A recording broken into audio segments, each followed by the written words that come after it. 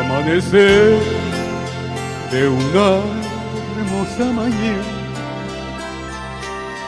cuando las aves nos cantan al Señor, puedo oír una voz que me dice: toma tiempo para orar. En Cristo ahora pongo mis cargas, Él es más que vida en mí. Él cambia mis desalientos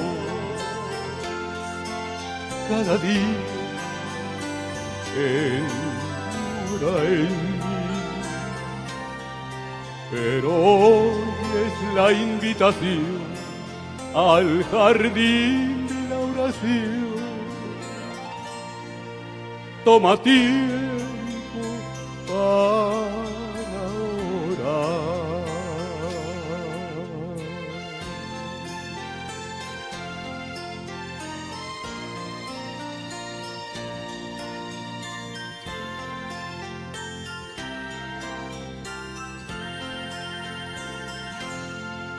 Si le buscas, enjugará tu llanto. Cuando muchos no te quieran ayudar, borrará tu tristeza y tu quebranto.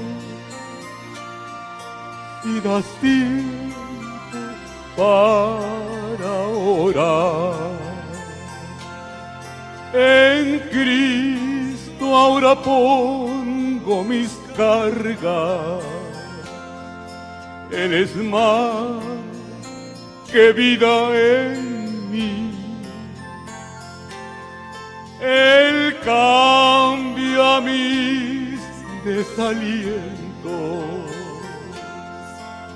cada día. Él mora en mí. Pero hoy es la invitación al jardín de la oración. Toma tiempo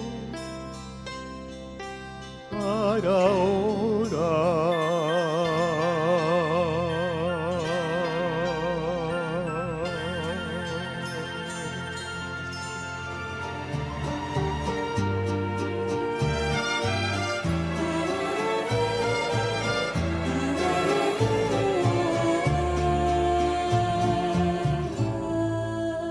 Meditar, Dios mío, en las cosas que me has dado,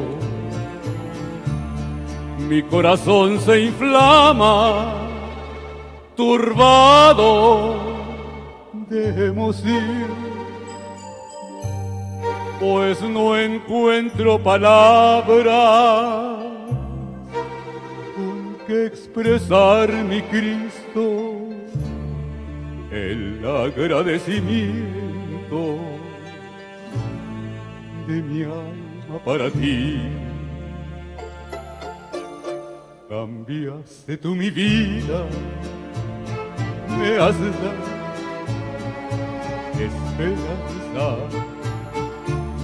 y desde ese momento mi alma recibió tan sublime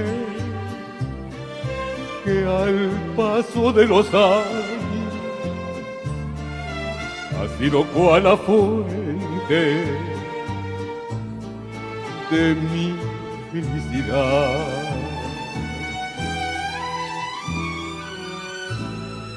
Agradecimiento allí en mi corazón, cantos de alegría, y elevo con mi voz.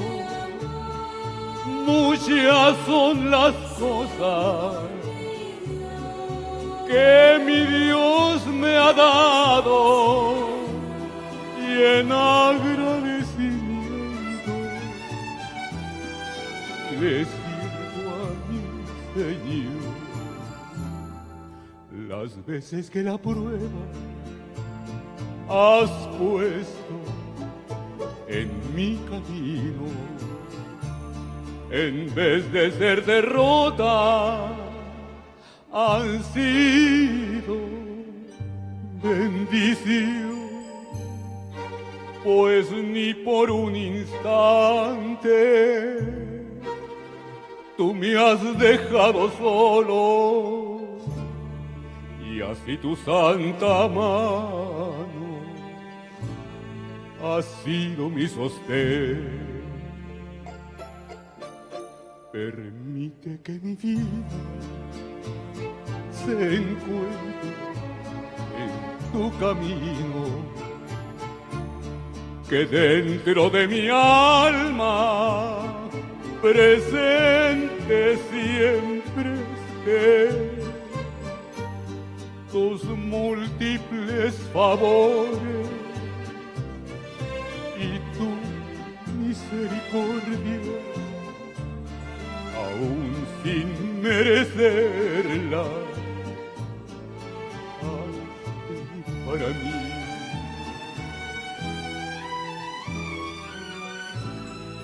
Agradecimiento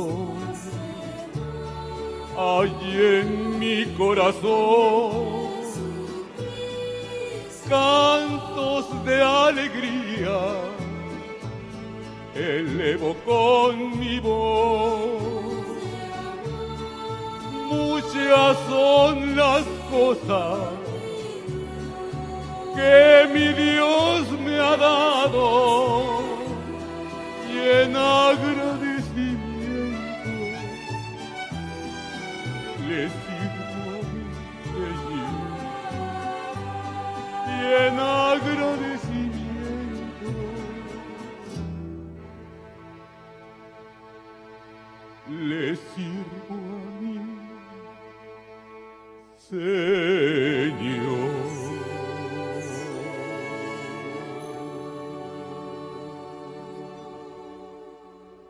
Amado Padre, vamos a abrir tu palabra, Señor, y no queremos hacerlo sin tener la seguridad que el Espíritu Santo, que ya se está moviendo desde anoche, que nos ha acompañado hoy día en todas las actividades desde la mañana, ese mismo Espíritu va a continuar trabajando, preparando la mente y el corazón para que tu palabra esta mañana produzca frutos para vida eterna. Queremos aprender, hemos venido a aprender. Aprender es crecer, y cómo necesitamos crecer en la vida cristiana. Háblanos, Señor, en el nombre de Jesucristo. Amén. Queridos, he pedido que coloquen el texto bíblico. El texto bíblico está en el libro de Josué, capítulo 14, versículo 12. He pedido que coloquen el texto bíblico en la pantalla por un simple motivo. A ver, espero que coloquen. Por un simple motivo, todas las noches en la hora de la predicación está ahí. Todas las noches en la hora de la predicación voy a colocar el texto bíblico ahí. Voy haciéndoles una pequeña introducción a lo que va a suceder durante la semana. Todas las noches voy a predicar sobre vidas de hombres y mujeres que no aparecen mucho en la Biblia, pero que nos enseñan lecciones valiosas. Algunas de estas personas fueron extraordinarias y podemos aprender de las cosas positivas de ellos. Algunos otros cometieron errores y de los errores de ellos vamos a aprender. Las historias en la Biblia no están registradas solo por hacer historia. Las historias en la Biblia tienen el propósito de enseñarnos a vivir. Observando la vida de los hombres que vivieron antes que nosotros, podemos aprender, podemos evitar errores, los errores que ellos cometieron, podemos hacer las mismas cosas que ellos hicieron. En fin, las historias en la Biblia son historias didácticas, enseñan. Y esta semana vamos a aprender cada noche de la historia de un personaje bíblico. El personaje para hoy es Caleb. Todas las noches voy a colocar el texto ahí en la tela por un motivo. El mensaje va a salir prácticamente del texto bíblico. De unos años para aquí me he propuesto nunca predicar un sermón sin que el texto bíblico esté en la pantalla. ¿Y por qué? Todo esto es introducción. Este país es un país de muchas estadísticas. Hay un periódico americano llamado USA Today. Todos los días en la primera página se presenta el resultado de una encuesta. Una encuesta que los periodistas hacen. Son las encuestas más tontas a veces que hay. Por ejemplo, ustedes saben que aquí hay una costumbre. Ustedes van a un restaurante, se sientan, no les traen la comida. Uno entra al restaurante para comer, no para beber, entra para comer. Pero no te traen la comida, te traen agua. Te hacen el pedido de la bebida, te traen chips con salsa o pan con mantequilla. Te llenan de eso. Y cuando ya estás lleno te traen la comida. ¿Para qué? Entonces aquí hay una costumbre interesante. Todo el mundo sale del restaurante llevando su bolsita. Ahora, estos periodistas hicieron una encuesta. ¿Qué hacen las personas con la comida que llevan? Y descubrieron que casi 80% de las personas que llevan la comida para casa no la comen. La tienen 3, 4 días en la heladera y después la botan. Entonces mi pregunta es, ¿y para qué llevan? Hay cosas que hacemos, pero no pensamos por qué hacemos. Y el otro día yo vi una encuesta que me gustó verla. No me gustó el resultado, pero me gustó verla. Y esta no es encuesta de la Iglesia Adventista, lo hizo USA Today. Preguntó a las personas que van a la iglesia, no importa la religión, personas que van a la iglesia, ¿cuántas llevan Biblia? Y el resultado fue que más de 70% de las personas que van a la iglesia no llevan Biblia. Entonces la pregunta es, ¿y para qué van? Y la respuesta es simple, van a escuchar un sermón. ¿A quién? Al hombre, al predicador. Y le van a creer todo lo que el predicador diga. Y ahí está el peligro. Porque el otro día yo encontré una iglesia, aquí en los Estados Unidos, una iglesia bonita, pequeñita, bien unida, bien fervorosa, bien misionera, pero ahora la encontré partida. Dos bandos. ¿Y por qué? Porque llegó un hermano a la iglesia diciendo que celebrar el cumpleaños es pecado. Entonces otro hermano levantó la mano y dice, ¿por qué, hermano? ¿Por qué es pecado? Porque yo en mi cumpleaños me arrodillo, le agradezco a Dios porque me ha dado un año de vida, me consagro a Dios para el nuevo año, le pido a Dios que me acompañe. ¿Por qué eso va a ser pecado? Y el otro hermano dice, no, eso es pecado, porque celebrar cumpleaños es de origen pagano y el pueblo de Dios no debe celebrar cumpleaños. Y pues se armó la pelea, la discusión por causa del cumpleaños. Y esa iglesia unida, bonita, misionera, ahora es una iglesia partida, rajada, por causa del cumpleaños. Entonces yo pregunté, ¿y quién es el que trajo la idea del cumpleaños? Aquel hermano de camisa roja y corbata negra. Ojalá que no haya nadie de camisa roja y corbata negra. Y fui a hablar con él. Le digo, hermano, ¿de dónde sacó usted la idea de que celebrar el cumpleaños es pecado? Y él me mira y me dice, pero ¿cómo? Usted no es pastor, usted debería saber. Le digo, pues no sé, hermano. Dígame en qué parte de la Biblia está eso. Y su respuesta me asustó. Me dice, pastor, en la Biblia no está. Pero el pastor fulano ha dicho. Ahí eso me asusta. Quiere decir que a ti no te importa lo que la Biblia diga. A ti lo que te importa es que el pastor fulano diga. Y no interesa cómo se llama el pastor. El asunto es, lo que el hombre dice tiene más autoridad para ti que lo que la palabra de Dios dice.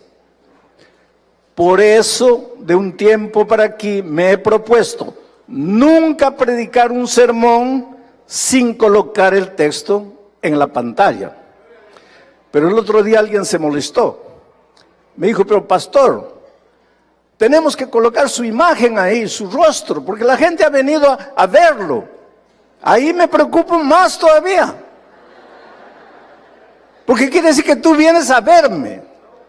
Tú no vienes a estudiar la palabra de Dios. Tú te das cuenta del peligro en el que caemos. Por eso ahí está el texto. Y vamos a leer el texto. Ahora voy a entrar en el sermón. Dice así. El personaje de hoy es Caleb.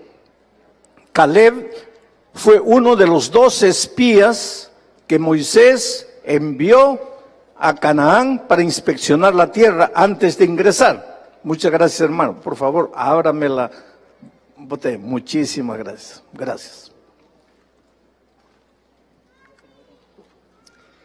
Entonces,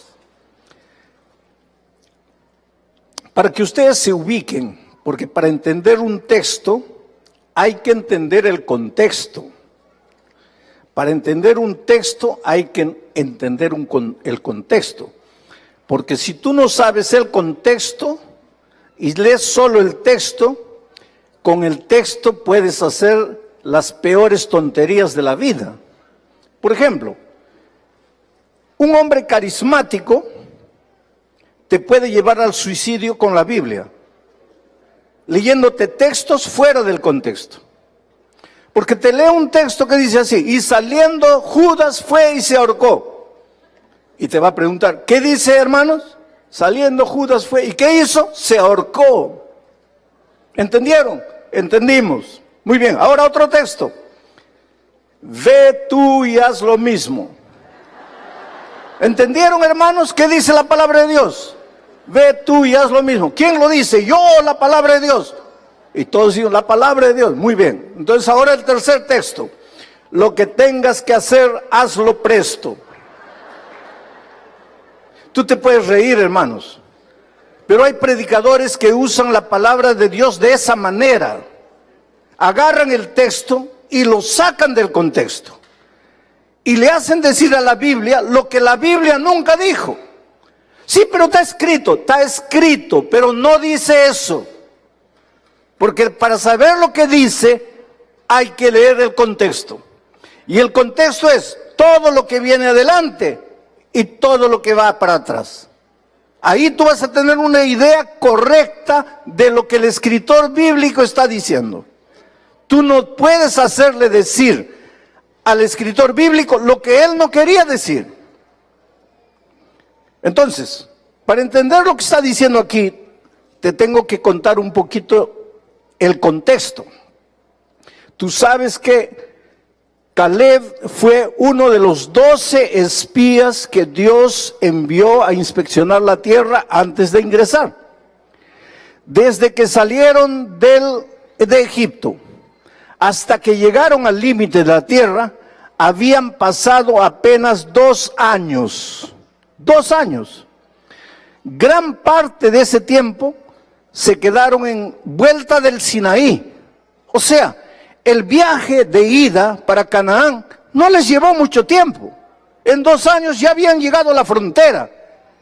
Y cuando estaban para entrar, ellos decidieron, Moisés decidió enviar 2 espías que fueran, el pueblo de Dios estaba acampando aquí en la frontera, los 2 espías fueron a ver cómo era la tierra, por dónde deberían entrar, qué lugares deberían evitar.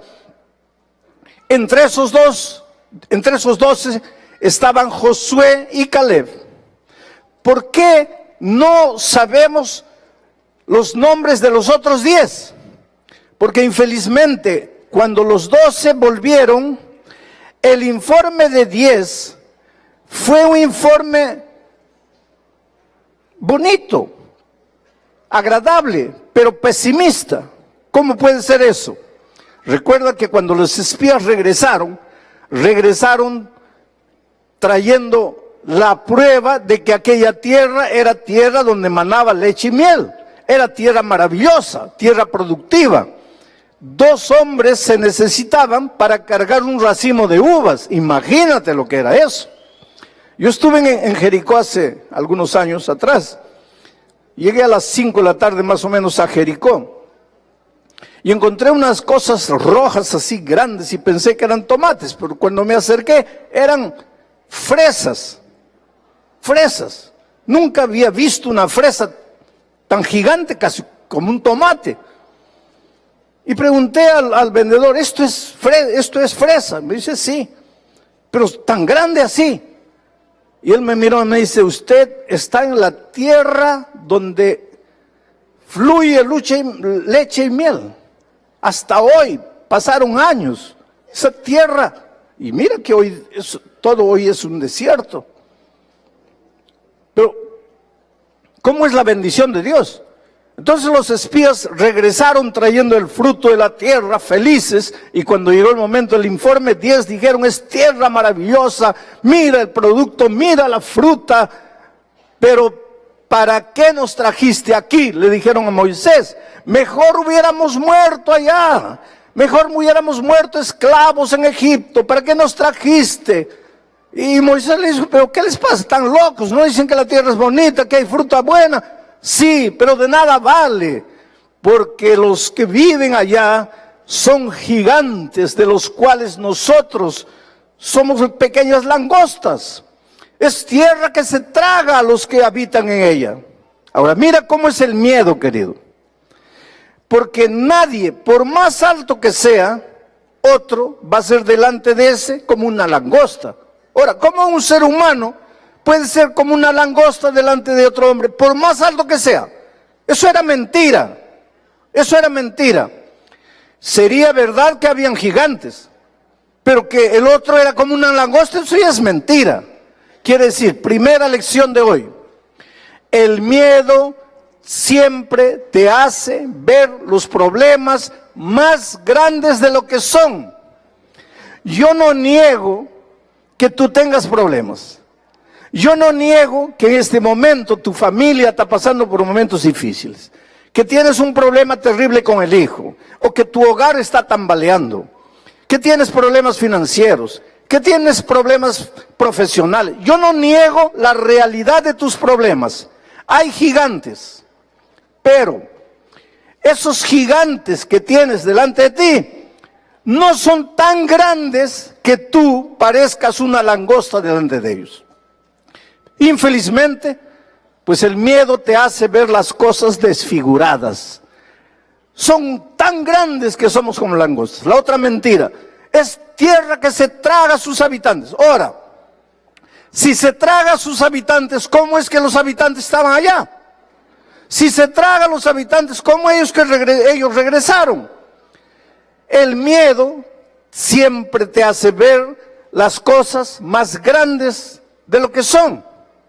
Si tú en esa mañana tienes problemas, pero estás sin Dios, y cuando estás sin Dios estás con miedo, no tienes fe, no tienes confianza, tú literalmente te estás ahogando en un vaso de agua. Tú has escuchado esa expresión, ahogarse en un vaso de agua. Querido, ahógate en el mar, ahógate en la laguna, en el lago, ahógate en el río, ahógate en la piscina, ahógate hasta en la tina. Pero ¿cómo te vas a ahogar en un vaso de agua? ¿Qué vas a hacer? ¿Vas a colocar el vaso en la nariz? Pero hay gente que literalmente se ahoga en un vaso de agua. Quiere decir, yo no niego que los problemas que tienes están ahí, no los niego. Pero no son gigantes que no puedas derrotar. Pero son gigantes, claro que son gigantes, pero los puedes derrotar. La tierra es peligrosa, claro, estamos en una tierra llena de peligros. Una bala perdida te puede matar a cualquier hora. pero si tú tienes a Dios a tu lado, no hay tierra que se trague, no hay gigante tan grande. Tú puedes enfrentar los peligros de la vida. Pero entonces el pueblo se desanimó. Ahora mira lo que el informe pesimista puede hacer con todo un pueblo. Todo el pueblo se comenzó a revolver contra Moisés. Moisés, ¿para qué nos sacaste? Ahí se levantan Josué y Caleb. Eran hermanos, compañeros. Josué y Caleb habían ido a la misma tierra. Habían visto a los mismos gigantes. Habían visto la misma tierra que se abría. Tierra de peligros. Pero Josué y Caleb dijeron, todo lo que nuestros compañeros dijeron es verdad. Hay gigantes, hay peligro, hay desafíos. Pero en nombre de Dios vamos a entrar y los vamos a conquistar. Pero el pueblo no creyó, porque el pueblo siempre es así. El pueblo se dejó engañar, se llenó de temor. Y entonces Dios dijo, ya que no tienen la confianza suficiente para entrar a la tierra, se van a quedar vagando en el desierto hasta que el último de ustedes muera. Y ellos se quedaron dando vueltas al desierto durante 38 años, hasta que aquella generación de incrédulos murió. Los únicos dos que sobrevivieron, Josué y Caleb, de aquella generación. Ahora, 40 años después, entran a la tierra, conquistan la tierra. Y cuando conquistan, ahora el jefe es Josué, ya no Moisés. Moisés murió en el monte Nebo sin entrar a la tierra. El ejército de Israel entró al comando, bajo el comando de Josué. Josué comenzó a dividir la tierra, tribu por tribu, para esta tribu, esta tierra, y cada uno comenzó a escoger, porque así somos. No, yo quiero este pedazo, no, yo quiero aquí, yo quiero. Y mientras todos andaban discutiendo para tener la mejor tierra, ¿dónde estaba Caleb? Caleb estaba así, mirando hacia la montaña, como absorto. Nosotros peleando por la mejor tierra, la tierra más fértil, la tierra de la llanura, y Josué mirando a la montaña. Ahora yo imagino, esto no está en la palabra de Dios, esto yo me imagino así el cuadro. Caleb mirando allá y Josué se le acerca de repente y le dice, Caleb, ¿qué miras? Y Caleb mirando con los ojos fijos allá, ¿qué te pasa, Caleb? Tú fuiste junto conmigo el que entró, el que inspeccionó la tierra. Tú tienes más derecho que los otros, escoge la mejor tierra para ti. Y ahí Caleb responde lo que está escrito. Ahora vas a entender el texto. Después de todo lo que te conté, ahora entiende el texto.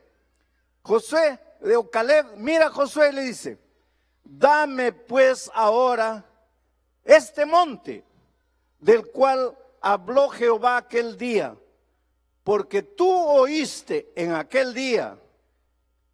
A ver, ¿a qué aquel día se refiere?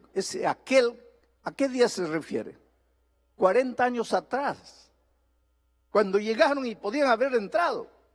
Dame pues ahora este monte del cual habló Jehová aquel día, porque tú oíste aquel día que los anaseos están allí. ¿Quiénes son los anaseos? Es una raza de gigantes. Gigantes. Esos gigantes que los espías pesimistas dijeron, delante de ellos somos como langostas. Gente grande. Había una raza de gigantones. 3 metros de altura. Creo que hoy día no hay ningún gigante como es en aquellos tiempos. ¿Te acuerdas que David peleó contra uno de los descendientes de los anaseos? David no enfrentó solamente un gigante, 5 gigantes trataron de matarlo en la vida y él siempre venció. Esa es una serie de sermones lindas, los 5 gigantes que David tuvo que enfrentar en su vida. Goliat no fue el único, aparecieron otros gigantes. Y no gigantes de tentaciones, gigantes de verdad que quisieron matarlos. Y David siempre salió victorioso. Bueno, esos anaseos eran los antecesores de esos gigantes. gigantones, gente grande. Dame pues ahora este monte del cual habló Jehová aquel día, porque tú oíste en aquel día que los anaseos están allí, y que hay ciudades grandes y fortificadas. Quizá Jehová estará conmigo y los echaré como Jehová ha dicho. Ahora aquí hay un pequeño problema, hermanos. Quizá, dame la montaña, yo quiero la montaña. Quizá Jehová, es que ese quizá para nosotros es tal vez, puede ser, de repente. Pero en el original hebreo no está la palabra quizá. Yo tengo aquí escrito en mi Biblia, pero no les voy a leer hebreo, pues no van a entender, ni yo entiendo, ¿no? Yo leo. Pero si analizamos, yo lo tengo aquí escrito a mano, debajo. La palabra quizá en hebreo es otra. En el original, en la redacción original del hebreo, dice, dame esta montaña, el Señor estará conmigo y me los entregará. El Señor estará, es una frase de confianza, no quizá, no maybe, no tal vez, no perhaps. El Señor estará, dame la montaña, no tengo miedo, estará. Ahora, lo interesante es que si tú lees los versos anteriores, te voy a leer la historia completa en parte para que entiendas. Dice así, yo era de edad, les voy a leer más todavía, y los hijos de Judá vinieron a Josué en Gilgal, y Caleb, hijo de Jefone Ceneseo, le dijo, tú sabes lo que Jehová dijo a Moisés, varón de Dios, en Cades Barnea, tocante a mí y a ti. Yo era de edad de 40 años, cuando Moisés, siervo de Jehová, me envió de Cades Barnea a reconocer la tierra, y yo le traje noticias como lo sentía en mi corazón. Y mis hermanos, los que habían estado conmigo, hicieron desfallecer el corazón del pueblo, pero yo cumplí siguiendo a Jehová mi Dios. Entonces Moisés juró diciendo, ciertamente la tierra que oyó tu pie será para ti y para tus hijos en herencia perpetua, por cuanto cumpliste siguiendo a Jehová mi Dios. Ahora pues, Jehová me ha hecho vivir, como él dijo, estos 45 años. ¿Por qué 45 años? Porque él tenía 40 años cuando llegó a Cades Barnea. El pueblo vagó 40 años, 80 años. Pero él dice 45, ¿por qué? Porque la conquista de la tierra, para que comenzaran a dividirse la tierra, les llevó más o menos 5 años.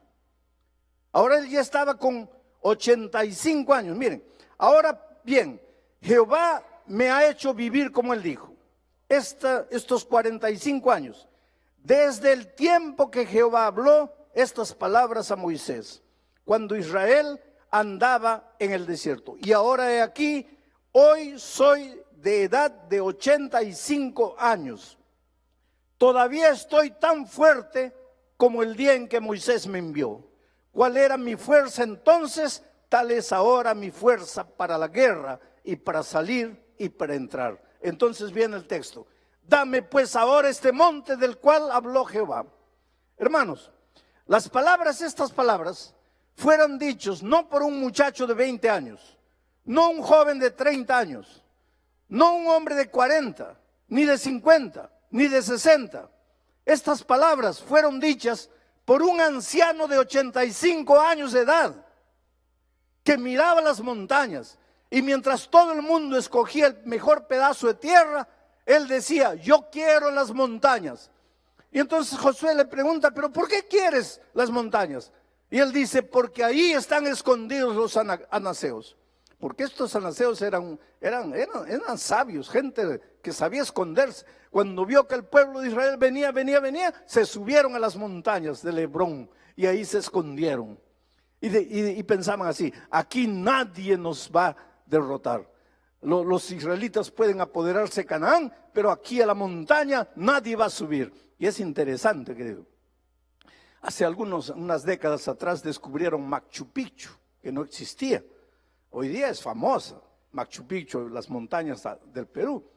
Ahí se escondía el Inca. Cuando venían los enemigos, se subían y se escondían ahí.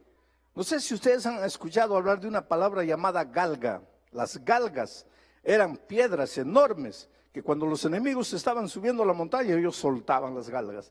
Y esas piedras se volvían como armas poderosas que nadie conquistaba al que se escondía en las montañas. Los anaseos ya eran gigantes y ahora se suben a la montaña. Pues los anaseos, en la opinión humana, decía, ¿quién nos va a derrotar? ¿Quién nos va a vencer? Esos pobres israelitas, ¿cómo van a subir aquí? Y ahora en la hora de la división de la tierra, Caleb mira las montañas y dice, yo quiero las montañas. Yo quiero el desafío. Yo quiero derrotar a esos gigantes. 85 años de edad. Por eso, querido, a mí me da tristeza cuando veo un muchacho de 18 años. Ay, no tengo dinero para ir a la universidad. Quisiera ser pastor, pero nuestros colegios cuestan tan caro. Quisiera ser médico, pero el curso es muy caro. ¿Cuántos años tienes? 18 años. Perdóname, querido. Si un hombre con 85 años, yo no creo que Caleb, el colegio está caro para ir a estudiar teología. ¿Qué caro? 85 años, quiero la montaña, quiero el desafío, quiero la lucha, quiero la guerra. No quiero lo que viene fácil. Dame las montañas. A veces, queridos, ustedes pueden pensar que los pastores caemos del cielo. Ustedes piensan que el pastor Bullón cayó del cielo, pastor Bullón. No, querido. Yo nací como cualquier niño en esta vida. Yo fui pobre como cualquier muchacho, la mayoría de nosotros. Yo tuve que colportar para poder estudiar. Y a veces cuento historias. Yo estaba en segundo año de teología. Había ido a colportar. Si yo no colportaba, no podría estudiar. Yo quería ser pastor y estaba en segundo año de teología. Me senté en la plaza de una ciudad. Faltaban 15 días para regresar a la universidad. Y yo no había vendido un centavo. Lo poco que vendía era para comer. No había vendido nada para regresar y pagar los estudios. En ese tiempo, como hoy, un semestre sería más o menos el equivalente a $3,000. Allá. Un año, $6,000. Yo no tenía un centavo. ¿Qué hacer? Me senté en la plaza pública. Era 5 de la tarde, mis pies me dolían, había andado todo el día tocando puertas. Levanté los ojos al cielo y dije, Señor, tú sabes mi corazón, el deseo, yo quiero servirte, quiero ser un pastor, pero no tengo dinero, ¿cómo voy a volver? Tú sabes que he tocado las puertas, he luchado, he caminado, no puedo. ¿Qué hago, Señor? ¿Cómo hago para volver? Por eso yo digo a los jóvenes hoy día, cuando la vida está dura, cuando nada parece dar resultado en tu vida, no mires para la tierra, levanta los ojos, mira las montañas. Yo estaba todo desanimado ahí, pero mirando al cielo y diciendo, Señor, ábreme una puerta, dame una idea, muéstrame un camino. Y de repente un anciano se sentó a mi lado. Esos ancianos jubilados que en toda ciudad a las 5 de la tarde aparecen en las plazas, en los parques para jugar bocha, dominó, no tienen nada que hacer, están jubilados, ¿no? Se sienta un viejito de esos a mi lado y me comienza a buscar conversación. ¿Qué haces? Yo no quería hablar con nadie, yo estaba ensimismado, yo tenía un problemón en mi vida, yo tenía un gigante en mi vida. Yo tenía que conseguir $6,000 para volver a estudiar, no tenía un centavo. ¿Qué haces? Y de mala voluntad lo miro y digo, vendo libros. Es porque el desánimo se apodera de cualquiera, querido. Yo ya estaba mal. Colportor no vende libros, querido. El colportor vende esperanza, no libro. Vendo libros. ¿Qué libros? Saqué el prospecto del maletín y se lo di. Él miró, me dice, pero esto es maravilloso. Temas de salud, temas de educación, esto es maravilloso. ¿Qué haces sentado aquí? Le digo, pero ya estoy cansado, ya toqué todas las puertas, ya caminé. Ahí al frente, atravesando la calle, estaba el cuartel del ejército.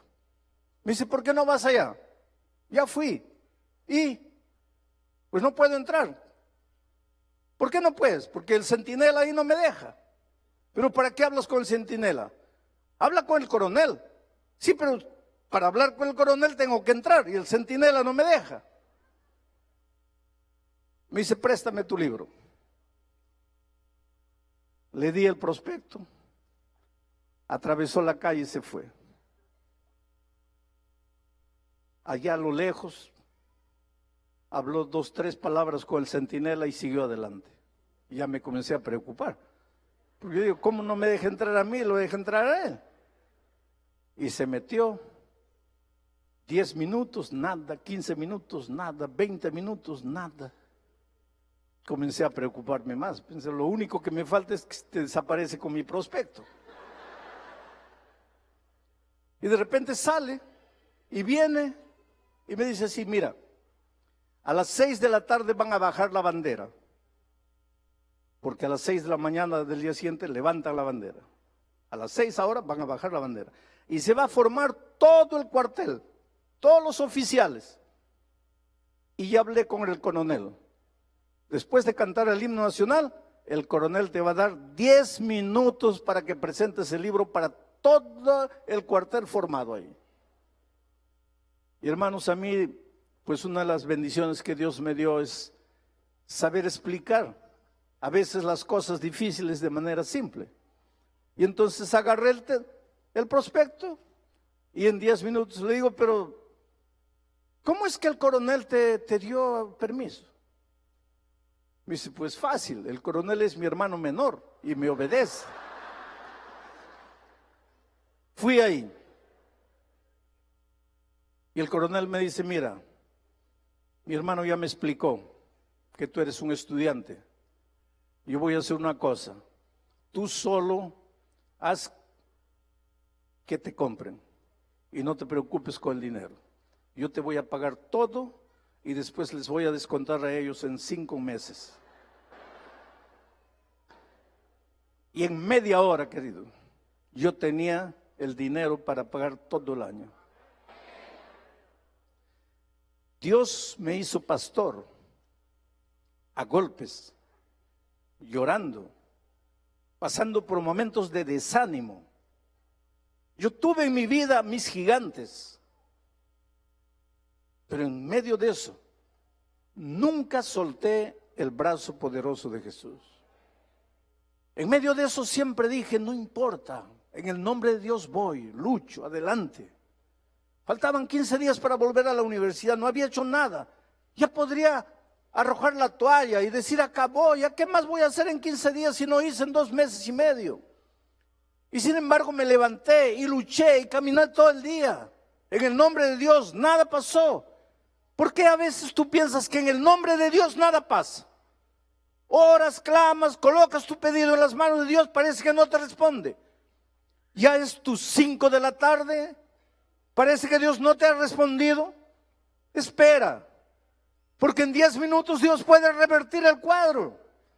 Entonces no tienes que salir desanimado, pensando que ya está todo perdido, ya no hay salida, ya no hay solución. Claro que hay, para los que confían en Dios. Por eso yo admiro a este hombre. 85 años de edad mirando la montaña. Dame la montaña. Pero Caleb está lleno de gigantes. Pues dame los gigantes. Pero Caleb, para el que tiene los ojos puestos en Dios, no hay pero. En el nombre de Dios te digo, el diablo puede venir a ti en forma de gigante, en forma de dificultades, tierra que se traga a sus habitantes. No interesa. En el nombre de Dios, levanta los ojos, enfrenta los desafíos. Y esta semana puede ser la gran semana de tu vida. Esta semana puede ocurrir en tu vida lo que no ha ocurrido en el pasado.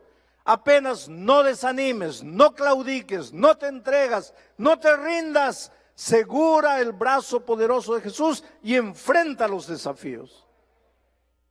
Ahora vamos a leer de nuevo el texto y pensar en algunas ideas. Dame pues ahora este monte. Es Dios el que te va a dar el monte. No es tu dominio propio, no es tu fuerza de voluntad. Es Dios. Tú solo pídele a Él. Él te lo va a dar. Y no importa si ese monte está lleno de dificultades, lleno de gigantes, lleno de desafíos. Tú tienes que confiar en la palabra de Dios, porque si Jehová te lo ha dicho, mira cuántas veces repite la palabra Jehová, del cual habló Jehová. Jehová habló aquel día, porque tú oíste en aquel día que los ancianos están allá. Habló Jehová. Cuando habla Jehová, querido, es interesante cómo los escritores bíblicos mencionan el habló Jehová, el dabar, ese famoso dabar en hebreo, palabra de Dios. Mi dabar no volverá a mí vacío, mi palabra de Dios. Si yo te doy un cheque esta mañana por $1 millón, firmado abajo, Alejandro Bullón, y te lo regalo, no te des el trabajo de ir al banco porque no te van a pagar. Porque yo nunca en mi vida tuve $1 millón. Pero si tú recibes esta mañana un cheque por $1 millón y abajo firmado Bill Gates, ve corriendo. Porque $1 millón a Bill Gates no le hace ni cosquillas. Entonces depende quién te hace la promesa. Y esta promesa, antes de darte el cheque, antes de darte la promesa, Jehová firma, Jehová de los ejércitos. No es cualquier hombre. Quien te promete dar las montañas, dar los gigantes, es Dios. Cree en Dios, cree en la promesa divina y no tengas miedo. Y va en el nombre de Dios. ¿Hay ciudades grandes? Sí. ¿Hay ciudades fortificadas? Sí. Pero tú estás con Dios. Y con Dios no hay nada imposible para ti. Y no te preocupes cuántos años tienes, querido. Porque yo siempre digo, yo estoy más para allá que para aquí. Yo no soy un muchacho de 40 años. No soy un joven de 60 años. Yo ya viví mucho. Y yo sigo mirando las montañas. Mi padre escalaba montañas. Trabajaba en las minas, allá en las alturas del corazón de mi país, Morococha. Y los domingos que no trabajaba, escalaba montañas. Y cuando nos llevaba en las vacaciones, me mostraba, ¿estás viendo esa bandera? Yo la planté. ¿Estás viendo esa otra montaña? Yo la planté. ¿Estás viendo esa bandera en la otra montaña? Yo la planté. A él le gustaba escalar montañas y plantaba la bandera peruana. Pero había una que nunca había conquistado, se llamaba Puy Puy, en las alturas de Morococha. ¿Cuántos peruanos hay aquí? No me digan que no saben dónde está Morococha. Bueno, ahí en las alturas de Morococha estaba la montaña del Puy Puy, 6.000 metros de altura. El monte Everest tiene 8.888 metros, 2.000 más que las montañas del Puy Puy. Entonces, unas vacaciones que fuimos allá, yo tenía 12 años, mi hermano mayor tenía 14 años, él nos dijo, voy a conquistar el Puy Puy, pero con ustedes. Nos levantamos a las 4 de la mañana, agarramos la bandera que íbamos a plantar y fuimos caminando, paramos a las 8, tomamos desayuno, seguimos avanzando. Solo que mi padre se casó tarde.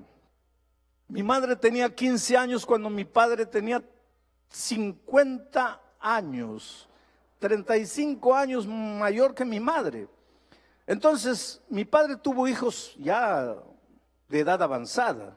Entonces, cuando mi hermano tenía 14 y yo 12, mi padre ya era un anciano. Y entonces, a medida que avanzábamos la caminata, mi hermano y yo sentíamos que él iba menguando en fuerzas. Y no podía, iba arrastrando los pies y iba. Faltaba como 50 metros para llegar a la montaña. Y él se sentó en una roca. Y dijo: hijos, hasta aquí llegué, ya no voy más. Y mi hermano le dice: mira, papá, toda tu vida soñaste con llegar a la punta. Aquí está mi hermano, yo te ayudamos, nosotros estamos bien, te ayudamos. Y él dice: no puedo más, llegué hasta aquí. Pero ustedes tomen la bandera y colóquenla ahí. Porque si ustedes plantan la bandera, será como si yo la estuviera plantando, porque ustedes son mis hijos. Y él se quedó ahí. Y nosotros comenzamos a subir y lo mirábamos. Y él decía: avancen, avancen. Y llegamos allá y plantamos la bandera. Y cuando lo miramos, él estaba aplaudiendo desde abajo. Y yo les digo esta mañana, queridos, nunca en la vida del cristiano hay una montaña que no se pueda conquistar. Y no importa cuántos años tengas.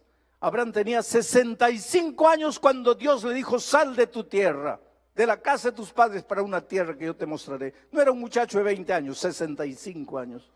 Caleb tenía 85 años cuando dijo: dame las montañas. Tú no sabes lo que eres capaz de hacer si colocas tu mano en el brazo poderoso de Dios. No interesa la edad, no interesa tu nivel de preparación, no interesa nada. Interesa que tu mano débil, frágil, humana, segure el brazo poderoso de Jesús. Y en el nombre de Jesús no hay gigante, no hay tierra que se traga a sus habitantes, no hay montaña que no se pueda conquistar. Por eso esta mañana yo quiero hacerte una invitación. Esta invitación no es para los miembros de iglesia. Esta invitación es para aquellos que están estudiando la palabra de Dios. Amigos que están viniendo a la iglesia, que han venido a este campamento acompañado por un amigo. Familiares de hermanos nuestros, pero que todavía no se han bautizado. Y que esta mañana quisieran decirle: Señor, yo te entrego mi vida porque quiero conquistar las montañas de mi vida. Yo te entrego mi vida porque quiero derrotar a los gigantes de mi vida. Yo te entrego mi vida porque quiero vivir sin miedo y sin temor de nada. Voy a pedirle a la muchacha que venga para cantar, porque mientras ella canta, le voy a pedir en el nombre de Jesucristo que te levantes y vengas aquí adelante, porque yo quiero hacer una oración especial por ti aquí. ¿Quién es la primera persona que quisiera levantarse y venir? ¿Quieres venir? Ven. En el nombre de Jesucristo, esta es una oportunidad para ti. Vuelvo a repetir, no es una invitación para miembros de iglesia, sino para aquellos que están estudiando la palabra de Dios y que esta mañana quisieran entregarle el corazón a Jesús. Tal vez no haya muchos porque es un campestre, pero si sientes, mire, qué linda decisión, quédate paradita aquí. Gloria a Dios por tu decisión. Por favor, comiencen a cantar y déjate traer por el Espíritu Santo.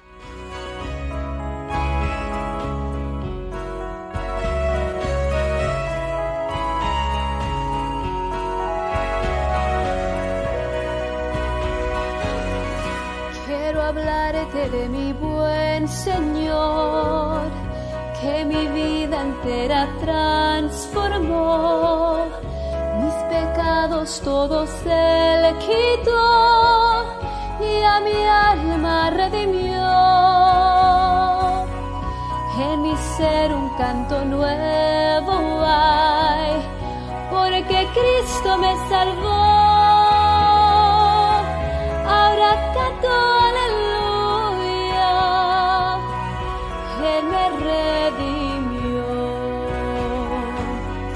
Es la estrella del amanecer, es la roca de la eternidad, es el agua vida que mi ser quiere beber. El camino de la salvación es la puerta de la eternidad, es el lirio de los valles, Él es mi amigo fiel.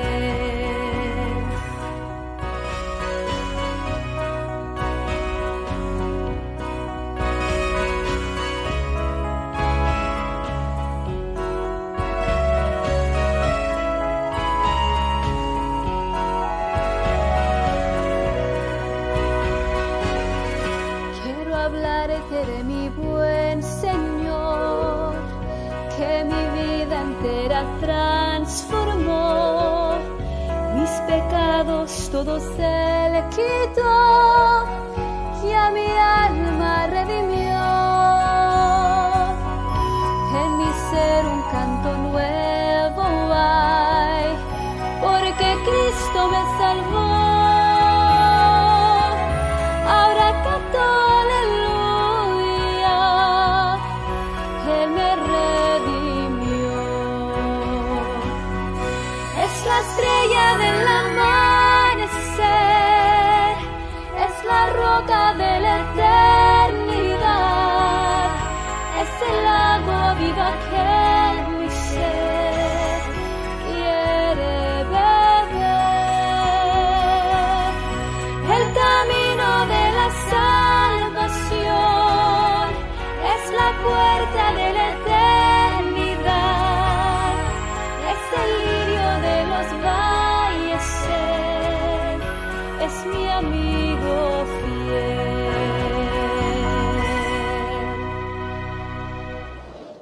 Qué lindo grupo de personas tenemos aquí adelante. Yo quisiera decirles que en el nombre de Dios, ustedes van a conquistar montañas gigantescas. Ahora, no piensen que en este momento, porque se entregaron, ustedes ya se volvieron angelitos. No. Recuerden que para llegar a la cúspide de la montaña hay que caminar paso a paso, paso a paso, paso a paso. Es interesante que esa montaña tenía el nombre de Hebrón. Y ustedes saben que la montaña del Hebrón, ahí estaba el encinar de Manré. Y en el encinar de Manré vivió Abraham por 15 años. Y que Hebrón quiere decir monte de la comunión. Ahora, ¿qué idea ustedes sacan de esto? Vivir en comunión con Cristo cada día es como un monte gigantesco que hay que subir, paso a paso, lentamente. Pero es en la comunión con Cristo que está el secreto de la victoria. Entonces no desanimen. No importa quién eres ni cómo eres, importa que te has entregado a Jesús. Y Él te va a llevar de victoria en victoria hasta la victoria final. Vamos a orar.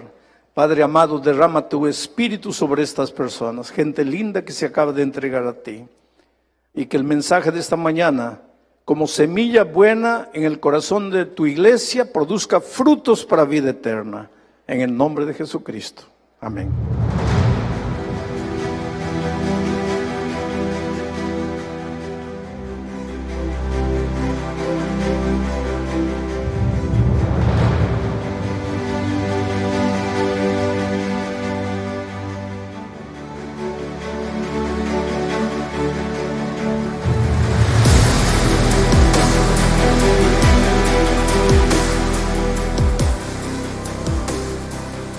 Bienvenidos una vez más al repaso de la lección. Una vez más estamos con ustedes compartiendo esta lección que lleva por título Adorar al Creador. Y quiero darle las gracias a cada uno de ustedes que semana tras semana nos siguen con estos videos, los que son suscriptores y los que no son suscriptores, intégrense a este repaso de la lección junto con nosotros. La dirección de las redes sociales aparecerán en pantalla. Quiero compartir con ustedes el versículo de memoria de esta semana que se encuentra en Isaías 58, del 6 al 7, y dice: ¿no es más bien el ayuno que yo escogí, desatar las ligaduras de impiedad, soltar las cargas de opresión y dejar ir libres a los quebrantados, y que rompáis todo yugo? ¿No es que partas tu pan con el hambriento y a los pobres albergues en tu casa, que cuando veas al desnudo lo cubras y no te escondas de tu hermano? La lección de esta semana nos dice que los profetas y Dios, en nombre de quien hablaban, estaban indignados por lo que veían de lo que hacían las naciones circundantes. Aquí nos habla nuevamente de proteger al prójimo, y muchas veces nosotros pensamos que ayunar y orar es todo, es una forma de adorar a Dios. Pero ¿qué hay cuando nosotros nos cubrimos las necesidades del prójimo que tenemos junto a nosotros, de aquella persona que necesita ayuda? Muchas veces pensamos que nada más podemos ayudar económicamente, pero hay otras formas de ayudar. Hay personas que necesitan una ayuda espiritual, hay personas que necesitan de ayuda moral y nosotros estamos allí para suplir esas necesidades. En esta semana la lección lleva por título Adorar al Creador. Muchas veces pensamos que adorar a Dios se resume solamente en ir sábado con sábado a la iglesia, de participar de los cultos, de participar de las liturgias que se hacen dentro de la iglesia, pero adorar a Dios va más allá de eso. La lección también nos dice que cuando Moisés les dio los 10 mandamientos al pueblo en forma escrita, incluidos los 2 primeros mandamientos donde decía: no tendrás dioses ajenos delante de mí, ni te harás imagen de ninguna semejanza. El pueblo se comprometió a obedecer estos mandamientos. Había un compromiso entre ellos y Dios. Pero sin embargo, cuando Moisés subió al monte Sinaí después de 6 semanas y él baja, ¿qué es lo que él ve? Lo que él ve es que el pueblo había ido con Aarón y hasta cierto punto lo forzaron a que les hiciera un becerro el cual adoraron. Allí ellos estaban incumpliendo el compromiso que habían hecho con Dios. ¿Cómo tú crees que Dios se sintió en esos momentos cuando Él ve a ese pueblo que Él había escogido para que fuera un pueblo diferente, para que este pueblo llevara a cabo el propósito con el cual Él lo había apartado? Dice la palabra de Dios que nosotros somos nación santa, pueblo santo, adquirido por Dios para que podamos anunciar las maravillas de aquel que nos sacó de las tinieblas a su luz admirable. Dios tenía un propósito para su pueblo. Sin embargo, dice que cuando el líder espiritual Moisés se ausenta 6 semanas y baja nuevamente del monte, él ve cómo está el pueblo adorando a un becerro de oro. Muchas veces nosotros nos olvidamos de aquel que nos creó, nos olvidamos de aquel que es nuestro sustentador, nos olvidamos de aquel que es nuestro salvador. Y tal vez no hacemos un becerro de oro, pero hacemos de otras cosas nuestros ídolos. Y ahí es donde nosotros incumplimos también el compromiso que tenemos con Dios. Muchas veces nosotros pensamos que tenemos que tener una razón poderosa para adorar a Dios. En esta ocasión estamos haciendo el repaso de la lección, como se pueden dar cuenta, en un parque. Y este parque es una maravilla que Dios hizo para nosotros, que Dios ha hecho para sus hijos. La naturaleza, la creación de Dios, a pesar de que el pecado entró en este mundo, todavía podemos contemplar las maravillas del amor de Dios para sus hijos.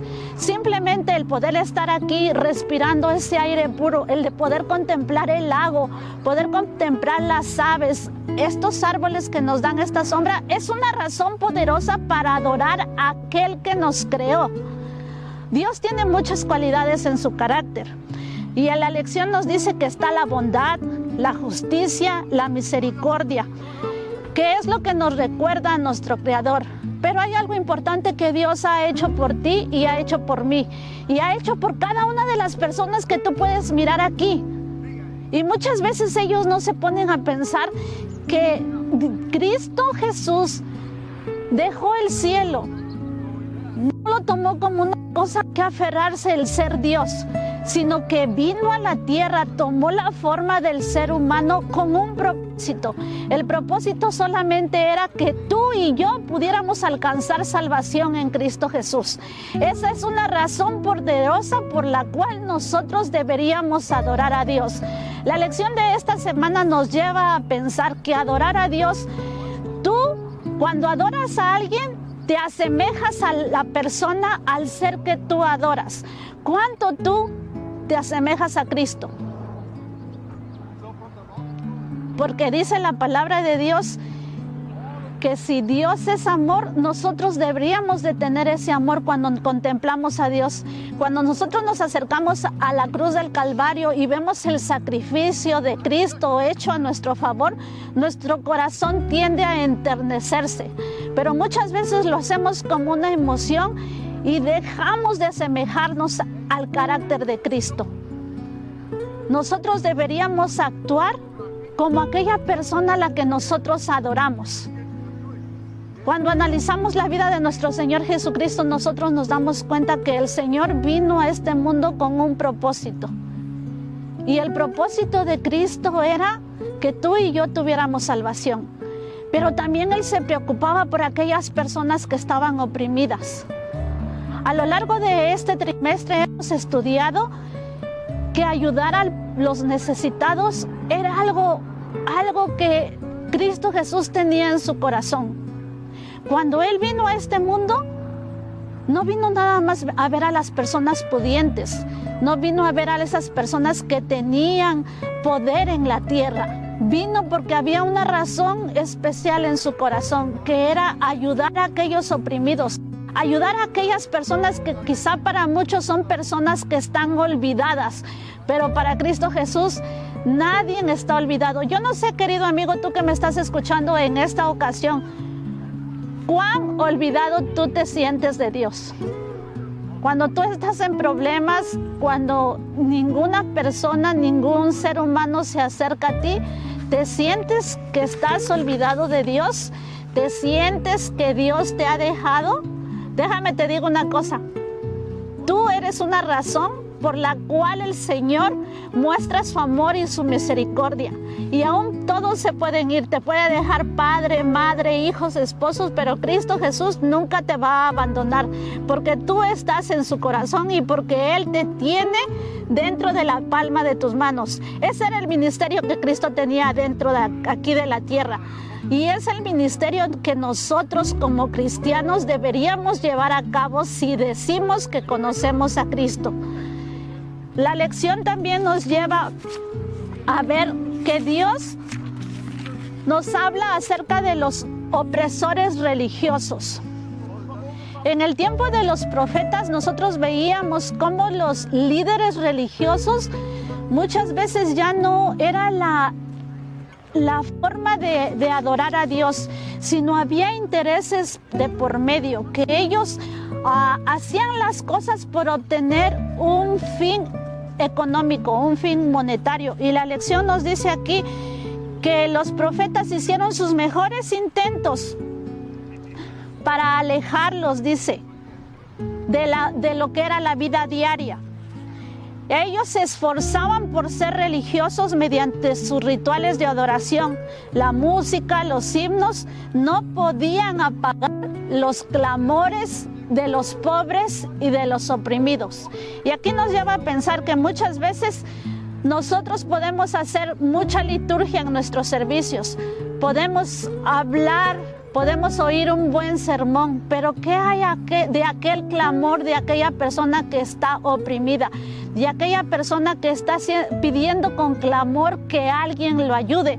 Aquí en Amós, la palabra de Dios en Amós 8:4 nos dice: los que explotan a los menesterosos y dejan en la ruina a los pobres de la tierra. Aquí nosotros nos damos cuenta que cada uno de los profetas había hecho una exhortación de volver al Señor, de que se cubrieran las necesidades de aquella persona que tenía algo que ellos tenían que tener, algún tipo de ayuda, de cubrir alguna necesidad que ellos tenían. Sin embargo, dice que estos líderes religiosos no lo hacían. Dice, Dios utiliza un lenguaje fuerte para ridiculizar la religión y la adoración que están desconectadas y que contrastan con el sufrimiento y la opresión de quienes lo rodean. En Amós 5:21 al 24 dice que Dios detesta, aborrece su adoración y generalmente está disgustado con ella. No le agradan sus reuniones y descarta sus ofrendas y sus músicas por ser inservibles. Esto nos lleva a pensar que no hay que dejar hacer una cosa sin dejar de hacer la otra. ¿De qué nos sirve a nosotros como cristianos cantar himnos muy bonitos, dar buenos sermones, si cuando nosotros tenemos que tenderle la mano al prójimo, no lo hacemos? Aquí la palabra de Dios dice que detesta, que aborrece ese tipo de adoración el Señor. Yo no sé qué tipo de adoración tú le des a Dios, pero sí deberíamos de analizar la adoración que nosotros tenemos, porque si buscamos razones para adorar a Dios, podríamos enumerar muchísimas. Pero si adoramos conforme a nosotros queremos y no como Dios lo pide, porque la palabra de Dios dice, harto estoy de sacrificios. Ve y conoce qué es misericordia. El Señor la semana pasada en el versículo de memoria decía que nosotros tenemos que hacer justicia, amar misericordia y humillarnos ante Dios. Cuando nosotros podamos cumplir con lo que en la palabra de Dios está escrito, nosotros vamos a actuar como aquella persona o como aquel ser que nosotros estamos adorando. Una forma de adorar. La lección nos dice también que nosotros deberíamos de buscar a Dios sinceramente. Buscar a Dios sinceramente es dejar de pensar en lo que nosotros queremos y hacer lo que Dios quiere de nosotros. Cumplir con lo que Dios pide de nosotros, que es hacer misericordia con aquella persona que necesita saber del amor de Dios. Acordémonos que el método de Jesús era el más efectivo. Dice que primero se acercaba a Él, como que quería suplir su necesidad y la suplía. Y muchas veces Jesús suplía sus necesidades físicas, pero al final su blanco de Él, su propósito era suplir su necesidad del alma, suplir su necesidad espiritual. Y después les decía, ven y sígueme. Y ese es el método que nosotros deberíamos de usar. Acercarnos a aquella persona, ayudarlos en lo que lo necesiten, pero no con el fin de ayudarlos nada más a que mejoren su vida en esta tierra, sino ayudarlos a que puedan obtener vida eterna en Cristo Jesús. Y cuando ellos vean eso, que alguien se preocupa por ellos, va a ser fácil que ellos sigan al Señor Jesucristo. Nuestro trabajo nada más es traerlos a los pies de Cristo, y el trabajo del Espíritu Santo es convencerlos. Así es que el hecho de que ayudemos a personas es una relación divino-humana. Nosotros hacemos nuestro trabajo humano y el Señor se encarga de hacer el resto. La lección también nos lleva al tema de misericordia y fidelidad. Cuando Jesús fue confrontado con los líderes religiosos de su época, lo criticaban por comer con pecadores. Y el Señor dijo en Oseas, misericordia quiero y no sacrificio. Estos líderes religiosos no se juntaban con aquellas personas que eran pecadoras. Sin embargo, el Señor vino a romper este estereotipo de religión. Él vino con los más necesitados, se acercaba con los pecadores, se acercaba con aquellas personas que eran rechazadas socialmente. Esas eran las personas que el Señor, por la cual estaba preocupado de suplir las necesidades. Y ese fue el ejemplo que nos dejó a nosotros como cristianos. Si nosotros nos decimos ser cristianos es porque imitamos a Cristo. Y eso es lo que nosotros deberíamos de ser. Buscar a aquellas personas con las que nadie se quiere juntar. Ayudar a aquellas personas a las que nadie quiere ayudar. Y la palabra de Dios es clara cuando nos dice, por cuanto lo hiciste a uno de estos mis hermanos pequeñitos, a mí lo hiciste. Y nosotros debemos entender que si nosotros, siendo pecadores, Cristo murió por nosotros y muestra su misericordia aún para con nosotros, ¿por qué habríamos de ser una piedra de tropiezo para que esas personas alcancen la misericordia de Dios? Cuando nosotros recibimos las bendiciones de Dios, extendemos la mano para que Dios las deposite, pero al mismo tiempo que extendemos una mano, deberíamos extender la otra mano para que solamente seamos un medio de transporte de las bendiciones de Dios. Porque muchas veces extendemos la mano para recibir, pero escondemos la otra mano porque no queremos dar. Entonces solamente deberíamos de ser un medio de transporte. Extender una mano para recibir las bendiciones de Dios, pero extender la otra al mismo tiempo para que otro reciba esas bendiciones. Dice la palabra de Dios, más bienaventurado es dar que recibir. Y cuando nosotros entendemos ese concepto y cuando nosotros lo aplicamos en nuestra vida y nos da el Señor la oportunidad o nos pone en un lugar para que otra persona sea beneficiada, el más beneficiado somos nosotros primeramente, porque nos despojamos de nuestros problemas, nos despojamos de nuestras preocupaciones para preocuparnos, para cubrir la necesidad de la otra persona. Aquí la lección nos dice también que el Señor se preocupaba por los menos privilegiados, se preocupaba por aquellas personas que no tenían nada, pero también dice que Él podría hacerle un tipo de reclamo, les hacía una advertencia a las personas que tenían el poder de ayudar y no lo hacían. Y aquí en Mateo 23:23 dice, ay de vosotros, escribas y fariseos hipócritas, porque diezmáis la menta y el eneldo, el comino, y dejáis lo más importante de la ley, la justicia, la misericordia y la fe. Qué palabras tan fuertes nos dice aquí el Señor, ¿verdad? Fariseos y escribas hipócritas, porque muchas veces tendemos a poner más atención en aquellas cosas tan pequeñitas, pensando que nuestra adoración hacia Dios es perfecta y no nos damos cuenta que debemos de hacer y seguir el ejemplo que el Señor nos dio. No sé, tu querido amigo que nos estás acompañando en esta ocasión, ¿cuántas veces tú te has sentido que hay una necesidad que cubrir en tu vida? Y que nadie puede cubrir esa necesidad. Tal vez tú estás pasando por algún problema hoy en día y nadie tiene el cuidado de ti.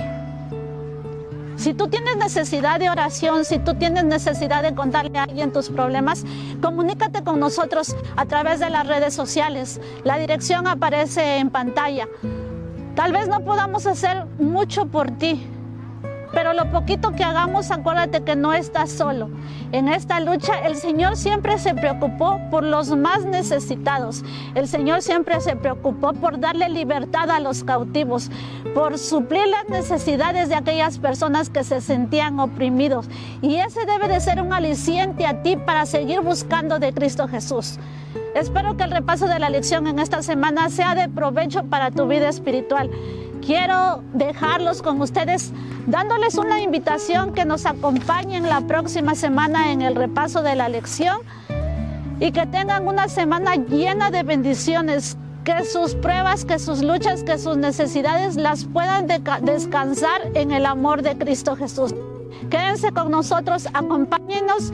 Si no eres suscriptor de este canal, suscríbete, comparte el video. Este video solamente tiene el propósito de que otras personas puedan alcanzar a conocer el amor de Dios. Que Dios los bendiga.